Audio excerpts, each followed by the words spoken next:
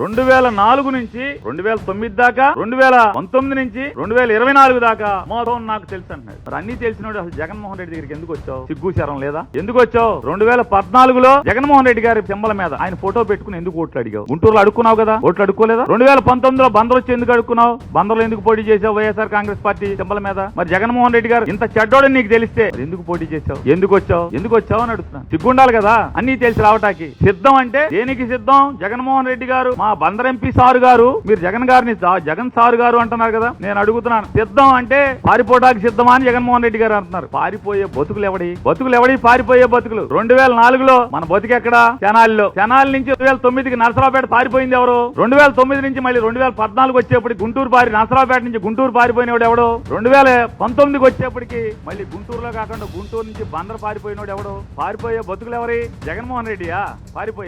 ఎవడి పారిపోయే బతుకులు? ఇట్లాంటి వాళ్ళందరినీ పట్టుకుని నాడు రాజశేఖర రెడ్డి గారు లేకపోతే బతుకులేదు. చనిపోయిన రాజశేఖర రెడ్డి గారి గురించి, కేవీపీ రామచంద్ర గురించి సాయంత్రం 8 తర్వాత ఢిల్లీలో ఏం మాట్లాడుతున్నావో కేవీపీ రామచంద్రరావు తెలియదు అనుకుంటున్నావా? ఎంత అసహ్యంగా జుగుప్సాకరంగా జగన్మోహన్ రెడ్డి గారి గురించి ఇవన్నీ మాట్లాడుతున్నావో ఎవరికి తెలియదు అనుకుంటావా? పవన్ కళ్యాణ్ గురించి ఏం మాట్లాడావో తెలీదా? 2023 జనవరి ఫిబ్రవరి మాసాల్లో చంద్రబాబు దగ్గరికి కౌరు చేస్తే, చంద్రబాబు ఇది మన స్కూల్ కాదురా బాబు, ఇది చాలా డేంజర్ కేసు, ఇది మనకొద్దు, పవన్ కళ్యాణ్ కి తోసేయండి అని చెప్తే, పవన్ కళ్యాణ్ గారి దగ్గరికి మార్చి ఏప్రిల్ మాసాల్లో పవన్ కళ్యాణ్ గారి దగ్గరికి ఒక ప్రొడ్యూసర్ తో హరీష్ శంకర్ మైత్రి మూవీస్ వాళ్ళ సినిమా షూటింగ్ జరుగుతుంటే ఆ షూటింగ్ దగ్గరికి కవర్ చేసిన మాట వాస్తవా కాదా? పవన్ కళ్యాణ్ చీకొట్టిన మాట వాస్తవా కాదా? తర్వాత చిరంజీవి గారి కాళ్లు పట్టుకుని చిరంజీవి గారితో ఫోన్ చేసి పవన్ కళ్యాణ్ కి జూన్ జూలై మాసంలో పవన్ కళ్యాణ్ గారి దగ్గరికి వెళ్ళిన మాట వాస్తవా కాదా? వెళ్ళి ఆ రోజు మాట్లాడుకోవడమే కాకుండా ఆఖరికి 2004-9 నుంచి 9 మధ్యలో ఇవాళ డయాస్ మీద పవన్ కళ్యాణ్ గారి పక్కన కూర్చున్నటువంటి నాదెండ్ల మనోహర్ గారు ఎంత కాల్చుకుతున్నావు, ఎంత ఏడ్పించావు, నాదెండ్ల మనోహర్ ని ఎంత బజార్కి ఇచ్చి